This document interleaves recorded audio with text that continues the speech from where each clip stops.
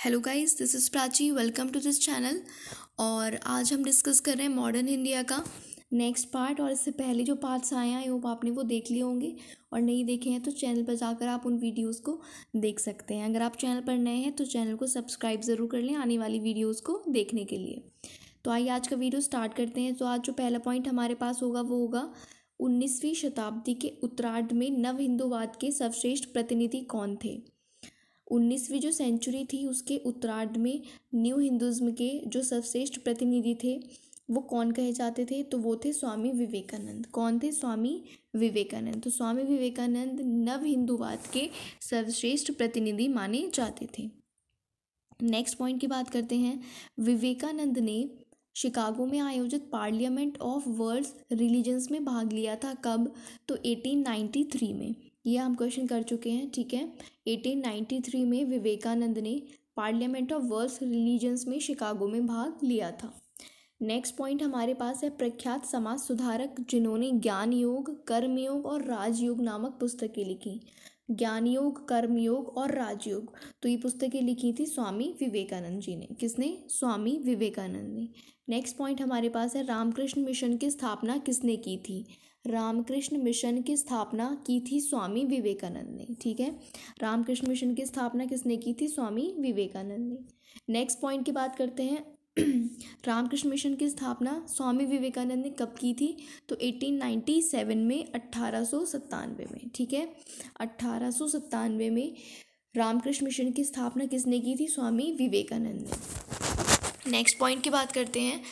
शारदामणि थी, शारदामणि कौन थी? तो वो रामकृष्ण परमहंस की पत्नी थी, जो कि स्वामी विवेकानंद के गुरु थे रामकृष्ण परमहंस। तो उनकी पत्नी का नाम क्या था? शारदामणि। ये आपको ध्यान रखना है। नेक्स्ट पॉइंट की बात करते हैं।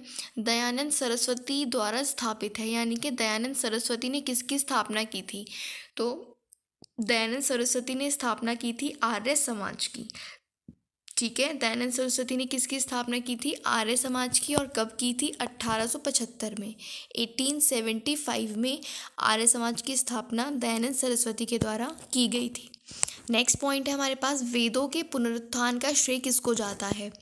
वेदों के पुनरुत्थान का, फिर से वेदों के बारे में बात करने का जो श्रेय है, वेदों को आगे लाने का जो श्रेय है वो किसको जाता है? तो वो जाता है स्वामी दयानंद सरस्वती को, ठीक है। स्वामी दयानंद सरस्वती को। ये किसने बोला था कि वेदों की ओर लौटो या वेदों की ओर चलो? तो ये भी किसके शब्द थे? दयानंद सरस्वती के। ये नारा किसने दिया था? दयानंद सरस्वती ने।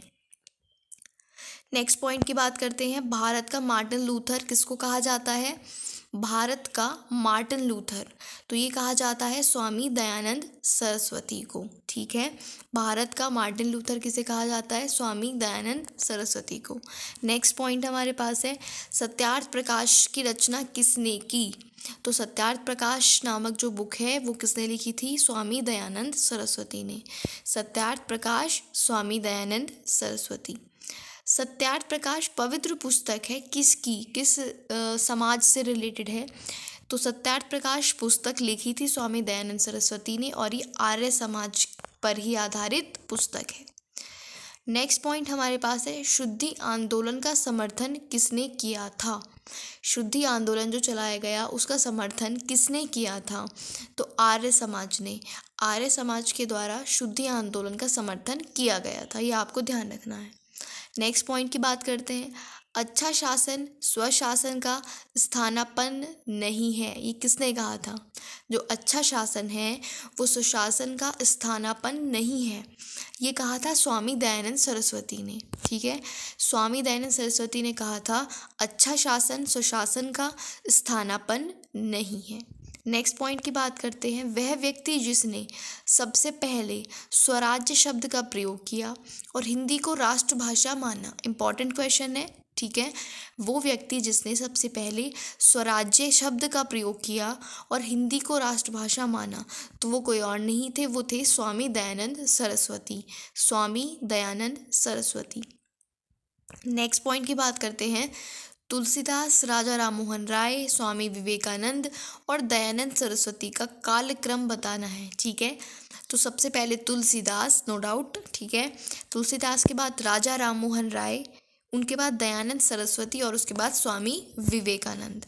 तुलसीदास, राजा Ram Mohan Roy, Dayanand Saraswati, then Swami Vivekananda. Next point की बात करते हैं, महाराष्ट्र में प्रार्थना समाज की स्थापना किसने की थी। जिस तरह से आर्य समाज के बारे में पूछा जाता है, उसी तरह से प्रार्थना समाज के बारे में पूछा जाता है कि प्रार्थना समाज की स्थापना किसने की थी। तो महाराष्ट्र में हुई थी प्रार्थना समाज की स्थापना, और किसने की थी, आत्माराम पांडुरंग ने। किसने की थी, आत्माराम पांडुरंग ने। महाराष्ट्र में प्रार्थना समाज की स्थापना किसने की थी, आत्माराम पांडुरंग ने। ये आपको ध्यान रखना है। नेक्स्ट पॉइंट की बात करते हैं, महाराष्ट्र में प्रार्थना समाज का मुख्य संचालक कौन था। अब ये दोनों क्वेश्चन अलग अलग हैं। पहला कह रहा है कि महाराष्ट्र में प्रार्थना समाज की स्थापना किसने की, तो आत्माराम पांडुरंग ने।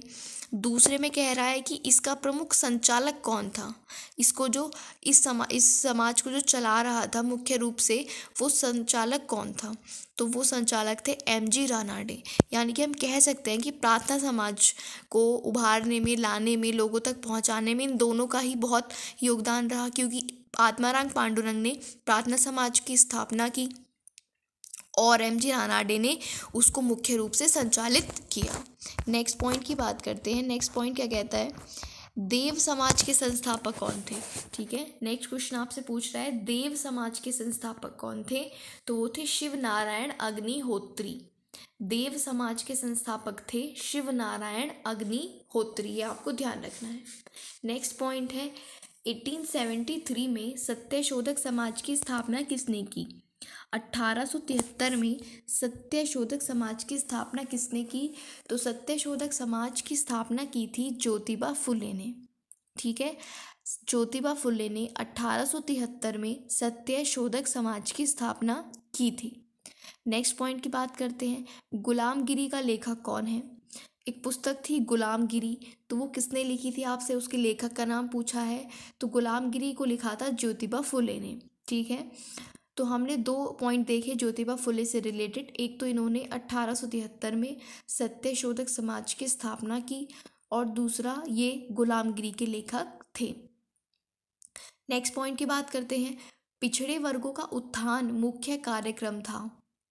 तो जो पिछड़े वर्गों का उत्थान करना था वो मुख्य पॉइंट था, मुख्य बिंदु था, मुख्य उद्देश्य था कौन से समाज का, तो वो था सत्यशोधक समाज का।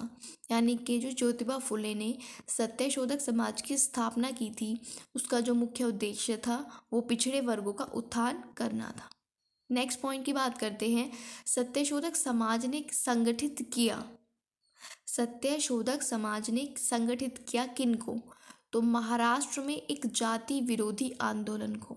महाराष्ट्र में उन दिनों एक जाति विरोधी आंदोलन चल रहा था। ठीक है, लेकिन सत्यशोधक समाज का जब स्थापना हुई तो इसके माध्यम से जो महाराष्ट्र में जाति विरोधी आंदोलन चल रहे थे उनको संगठित किया गया। ठीक है, नेक्स्ट पॉइंट की बात करते हैं, वह बंगाली नेता जिसने सामाजिक धार्मिक सुधारों का विरोध किया। उस समय पर जो सामाजिक धार्मिक सुधार आंदोलन चल रहे थे उनका विरोध किया और रूढ़िवादिता का समर्थन किया, वो कौन सा बंगाली नेता था, तो उसका नाम था राधाकांत देव। क्या नाम था उनका, राधाकांत देव। बंगाली नेता राधाकांत देव ने उन दिनों हो रहे सामाजिक और धार्मिक सुधारों का क्या किया, विरोध किया और रूढ़िवादिता का समर्थन किया। राधाकांत देव। नेक्स्ट पॉइंट की बात करते हैं, राधा स्वामी सत्संग के संस्थापक थे। आपने जगह जगह यहाँ पर कहीं भी मतलब इंडिया में राधा स्वामी सत्संग की बहुत जगह देखी होंगी। तो ये जो राधा स्वामी सत्संग पूरी संस्था है, इसके संस्थापक कौन माने जाते हैं, तो इसके संस्थापक माने जाते हैं शिव दयाल साहब। ठीक है, राधा स्वामी सत्संग के संस्थापक कौन थे, शिव दयाल साहब। ये आपको याद रखना है। नेक्स्ट पॉइंट की बात करते हैं, महाराष्ट्र का वह सुधारक जिसे लोकहितवादी कहा जाता था। महाराष्ट्र के एक सुधारक हैं जिन्हें लोकहितवादी के नाम से जाना जाता है, तो वो कौन थे, वो थे गोपाल हरि देशमुख। गोपाल हरि देशमुख को महाराष्ट्र में लोकहितवादी कहा जाता है। मतलब महाराष्ट्र के ये थे गोपाल हरि देशमुख और इनको क्या कहा जाता है, लोकहितवादी। नेक्स्ट पॉइंट की बात करते हैं, महाराष्ट्र में विधवा पुनर्विवाह हेतु अभियान का नेतृत्व किसने किया। विधवा पुनर्विवाह पर बातें जब चलनी शुरू हुई तो जगह जगह कोई उनका समर्थन कर रहा था और कोई नहीं कर रहा था। जो रूढ़िवादिता को कंटिन्यू करना चाहते थे वो उसका समर्थन नहीं कर रहे थे। तो यहाँ पर पूछा जा रहा है कि महाराष्ट्र में इस अभियान का नेतृत्व किसने किया, इसको आगे कौन लेकर गया। तो महाराष्ट्र में विष्णु परशुराम पंडित थे। वो महाराष्ट्र में विधवा पुनर्विवाह के अभियान को आगे लेकर गए और उसका नेतृत्व किया। तो महाराष्ट्र में किसने विधवा पुनर्विवाह का नेतृत्व किया, विष्णु परशुराम पंडित, विष्णु परशुराम पंडित ने। नेक्स्ट पॉइंट की बात करते हैं, 19वीं सदी के महानतम पारसी समाज सुधारक थे। 19वीं जो 19th सेंचुरी थी, 19वीं शताब्दी थी या सदी थी, उसके महानतम पारसी समाज सुधारक, यहाँ पर पारसी समाज सुधारक की बात चल रही है, तो उनको कहा जाता है बहराम जी एम मालाबारी। ठीक है, ये बहराम जी एम मालाबारी जो हैं, इनको 19वीं सदी के महानतम पारसी समाज सुधारकों में गिना जाता है, Behramji M Malabari. Next point हमारे पास है the age of consent act, ये कब पारित हुआ, फिर से सुनिएगा, the age of consent act ये पारित हुआ 1891 में, 1891 में। ठीक है, तो the age of consent act 1891 1891 में पारित हुआ था। नेक्स्ट पॉइंट की हम बात करते हैं, उसका प्रधान संबल था, यानी कि उसका प्रिंसिपल फोर्ट था सामाजिक और धार्मिक सुधार। ठीक है, एक प्रिंसिपल फोर्ट यानी कि एक मोटिव कहते हैं ना, तो उनका जो मोटिव था वो था सामाजिक और धार्मिक सुधार। उसने सामाजिक बुराइयों के निराकरण के लिए विधान निर्माण का सहारा लिया। विधान निर्माण मतलब लॉ मेकिंग। और बाल विवाह पर्दा प्रथा के उन्मूलन के लिए अविराम परिश्रम किया। सामाजिक समस्याओं पर राष्ट्रीय स्तर पर विचार विमर्श को प्रोत्साहित करने हेतु उसने भारतीय राष्ट्रीय सामाजिक सम्मेलन का उद्घाटन किया, जिसके अधिवेशन बहुत वर्षों तक भारतीय राष्ट्रीय कांग्रेस के साथ साथ होते रहे। वो व्यक्ति कौन थे, तो कितनी सारी बातें हैं, इन्होंने किन किन बातों में अपना योगदान दिया आगे रहकर, उनके बारे में बात हो रही है। तो वो है महादेव गोविंद रानाडे, यानी कि MG रानाडे जिन्हें कहा जाता है। तो इतनी बातें आपको ध्यान रखनी है MG रानाडे से रिलेटेड कि किस किस प्रथा के उन्मूलन में किन किन समस्याओं पर वो आगे बढ़ चढ़कर उन्होंने हिस्सा लिया और समाज सुधार में अपना योगदान दिया। तो वो थे MG Ranade, Mahadev Govind Ranade. Next point की बात करते हैं, भारतीय स्वतंत्रता आंदोलन के समय राष्ट्रीय सामाजिक सम्मेलन का गठन किया गया था। इसके गठन के लिए उत्तरदायी कारण क्या था, मतलब समझिए, जब बात चल रही थी इंडिपेंडेंस की, भारतीय स्वतंत्रता के आंदोलन चल रहे थे, तो जिस समय आंदोलन चल रहे थे भारतीय स्वतंत्रता के, तो उस समय एक राष्ट्रीय सामाजिक सम्मेलन का गठन किया गया, नेशनल सोशल कॉन्फ्रेंस। तो वो क्यों किया गया, उसकी क्या ज़रूरत पड़ी, उसका क्या कारण रहा, किसका गठन हुआ, राष्ट्रीय सामाजिक सम्मेलन, नेशनल सोशल कॉन्फ्रेंस। क्यों गठन किया गया, क्या ज़रूरत पड़ी, तो भारतीय राष्ट्रीय कांग्रेस अपने कार्यक्रम में सामाजिक सुधारों को नहीं रखना चाहती थी।